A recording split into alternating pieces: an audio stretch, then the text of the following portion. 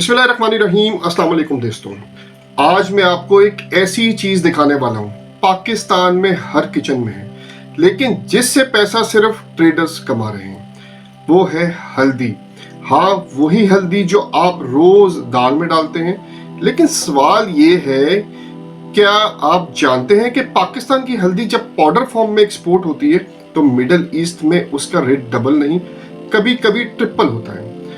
और सबसे शॉकिंग बात जो कि आपको बिल्कुल नहीं पता होगी, 90% जो लोग हैं सिर्फ मंडी तक सोचते हैं, एक्सपोर्ट का सोचते ही नहीं है।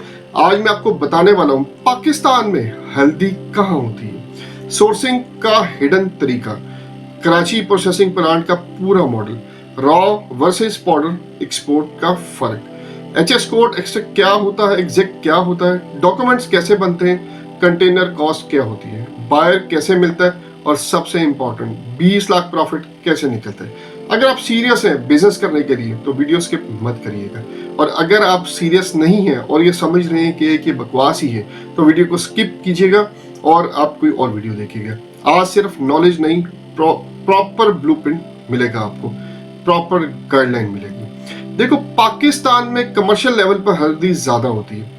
पंजाब में किस एरियाज में होती है? पंजाब के कसूर एरिया में होती है, वो काड़ा बेल्ट की पे होती है सारी। सिंध में हैदराबाद साइड पे बहुत ज्यादा हल्दी आपको मिलेगी इसी तरह। लेकिन यहाँ एक हिडन रियलिटी है, पाकिस्तान इंडिया जैसा बड़ा प्रोड्यूसर नहीं है, इसलिए यहाँ जो हल्दी प्रोड्यूस होती है वो लिमिटेड होती है। इसका मतलब क्या हुआ?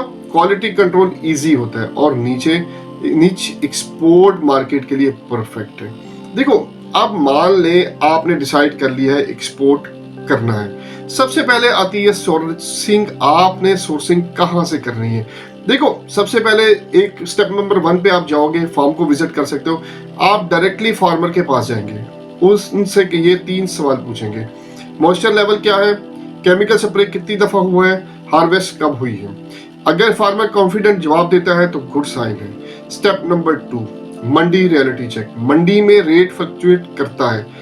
पीक सीजन जनवरी से मार्च तक होता है, रेट लो होता है। अभी मतलब कि अभी मार्च स्टार्ट होने लगा है, तो ये इसका एंड जो है जनवरी से लेके मार्च तक होता है, तो इसमें रेट थोड़ा लेवल पे है, ठीक है। जिस तरह आप इस्लामाबाद में अगर बात करें तो बिक रही है 700 से 800 रुपए केजी के हिसाब से, 5 केजी के हिसाब से। इसी तरह जो फैसलाबाद एरिया में बिक रही है 600 रुपए पर केजी, 600 रुपए पर 5 केजी के हिसाब से, ठीक है। इसी तरह जो थोड़ा अगर जिस एरिया से आ रही है तो वहां से आपको लो कॉस्टिंग में मिल जाएगी। ऑफ सीजन में रेट ऊपर चला जाता है। प्रोफेशनल एक्सपोर्टर जो है सीजन में स्टॉक करता है, ठीक है। उसके बाद जो है अपने हिसाब से अपनी डिमांड के हिसाब से उसको जो है निकालता है, अपने एक्सपोर्ट करता है, लोकल मार्केट में देता है। लेकिन उसको पता होता है किस टाइम इसकी मार्केट अप होनी है। देखो, एक्सपोर्ट मोस्टली जो है ना कराची से होता है, क्योंकि पोर्ट यही है। प्रोसेसिंग स्टेप्स क्या होने चाहिए इसके? जब आपने हल्दी ले ली है तो अब क्या करोगे? हल्दी एज इट इज तो नहीं जाएगी।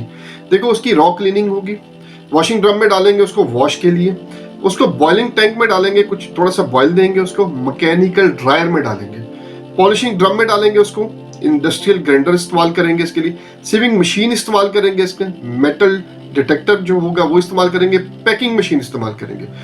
उसके बाद ये कंप्लीट प्लांट 20 से 35 लाख में स्मॉल स्केल लग सकता है। अगर आप चाहते हैं कि छोटे लेवल पे करना तो ये लेवल आप घर से भी कर सकते हैं। आप इसमें देखें घर में क्या चीज इस्तेमाल करके सारा प्रोसेस आप कर सकते हैं। लोग घर पे हल्दी ग्राइंड करते हैं, लोग घर पे हल्दी बॉयल करके सुखा के उसको पीसते हैं, तो ये प्रोसेस आप भी कर सकते हैं। अगर बड़े लेवल पे नहीं करना चाहते, आप चेक करें छोटे लेवल पे स्टार्ट करके इसकी आउटपुट क्या है। जरूर 30 से 35 लाख 20 से 35 लाख रुपया लगाना है, आप छोटे लेवल से स्टार्ट करें। अच्छा, एस कोड अगर आपने एक्सपोर्ट करना है ना, फिर आपको बड़े लेवल पे ही लेके जाना है। अगर आपने एक्सपोर्ट करना है, अगर आप मेरा जाती ये ख्याल है कि एक्सपोर्ट से पहले ना आपको थोड़ा सा लोकल कोई भी प्रोडक्ट हो लोकल मंडी में काम करना चाहिए, लोकल मार्केट में काम करना चाहिए, ताकि जो बायर होता है ना वो सिमिलर होता है। क्वेश्चंस आपको क्लियर हो जाते हैं, क्वेश्चंस आपको पता लग जाते हैं कि क्या क्वेश्चन कर सकते हैं, आपका दिमाग खुल जाता है। जब आप बायर फाइंड करेंगे ना इंटरनेशनल मार्केट में, तो सारे क्वेश्चंस आपको पता होंगे, आपको कोई परेशानी नहीं होगी, प्रोडक्ट की पूरी नॉलेज आपके पास आ जाएगी, ठीक है। अब केयरफुली आपको मैं बताता हूँ, रॉ हल्दी और पाउडर का एचएस कोड डिफरेंट हो सकता है। देखो ये डिपेंड करता है क्लासिफिकेशन पे, इसीलिए आपका जो एग्जैक्ट, आप क्या हल्दी का पाउडर एक्सपोर्ट कर रहे हो तो उसका जो है रॉ हल्दी का और जो पाउडर है उसका एचएस कोड डिफरेंट होगा। जो भी आप कर रहे हो, आपका जो कस्टम क्लियरिंग एजेंट है वो आपको गाइड करेगा किसका आपने क्या रखना है। क्यों वो बताएगा आपको, क्योंकि एग्जैक्ट क्लासिफिकेशन उसी के पास है और वही आपको एग्जैक्ट जो है गाइड कर सकता है, और आप भी उसको एग्जैक्ट बताएंगे मेरी ये प्रोडक्ट है। अच्छा, जनरली जो है हल्दी टर्मेरिक एचएस कोड है 091030 आता है, और जो इसका जो ब्रेकडाउन बताता हूँ आपको, स्पाइसेस कैटेगरी में आती है 09 है वो, और 10 जो है जिंजर सैफरन और टर्मेरिक जो है ग्रुप में आते हैं। उसके बाद जो है 30 जो है टर्मेरिक स्पेसिफिकली है, ठीक है। अच्छा, कस्टम क्लियरेंस इसी कोड पे एक्सपोर्ट होती है, ठीक है, इसी कोड पे जो है आपकी कस्टम क्लियरेंस जो है की जाती है। अगर पाउडर फॉर्म में एक्सपोर्ट हो तो सेम चैप्टर होता है, लेकिन स्पाइसेस का क्लासिफिकेशन जो है, अच्छा अगर एचएस कोड गलत लगा दिए शिपमेंट होल्ड हो सकती है। यहाँ पे ना हुई तो इंटरनेशनल जो है जहाँ पे आप भेज रहे हैं वहाँ पे जो है आपकी होल्ड हो जाएगी। तो इसलिए बहुत ध्यान से आपने एचएस कोड लगाना है, क्योंकि सम टाइम ऐसा होता है कि अगर एक नंबर का भी डिफरेंस आ जाए तो सम टाइम हो सकता है इंपोर्टिंग कंट्री में वो प्रोडक्ट बैन हो, तो आपका कंटेनर उधर ही खड़ा रहता है, उधर ही खड़ा हो जाता है, वो आपको नुकसान 100% नुकसान है। अच्छा, एक्सपोर्ट डॉक्यूमेंट्स पे क्या है, क्या क्या रिक्वायरमेंट है आपकी। कमर्शियल इनवाइस चाहिए आपको, पैकिंग लिस्ट चाहिए, बीएल चाहिए, फाइटोसैनिटरी सर्टिफिकेट चाहिए, फ्यूमिगेशन सर्टिफिकेट चाहिए, सर्टिफिकेट ऑफ ओरिजिन चाहिए, फॉर्म ई चाहिए, मतलब जिसको इंस्ट्रूमेंट